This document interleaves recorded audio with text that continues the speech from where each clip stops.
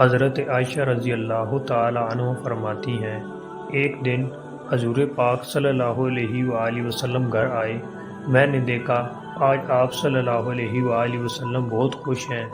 حضور جلدی میں کوئی چیز اٹھا کر جانے لگے تو میں نے رستہ روک لیا اور میں نے نہیں جانے دیا۔ حضور نے کہا، عائشہ میرا کوئی انتظار کر رہا ہے۔ اما عائشہ رضی اللہ تعالی عنہ نے کہا، حضور پاک صلی اللہ علیہ وآلہ وسلم لوگ تو آئے ہی رہتے ہیں، میری بھی بات سن لیں۔ حضور نے فرمایا، اچھا بتاؤ کیا بات ہے؟ تو حضرت عائشہ نے بتایا کہ مجھے میرے والد نے کہا تھا جس دن حضور خوش ہوں تو میری اور اپنی بخشش کی دعا کروا لینا۔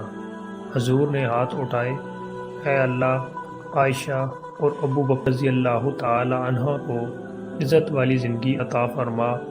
اے اللہ ان کا حساب قیامت میں آسان فرما۔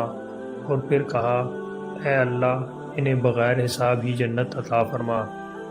حضور صلی اللہ علیہ وآلہ وسلم دعا مانگ چکے تو پوچھا، خوش ہو گئی ہو؟ جی حضور صلی اللہ علیہ وآلہ وسلم خوش ہو گئی ہوں۔ حضور جانے لگے تو واپس لوٹ آئے اور کہا، عائشہ میری دعا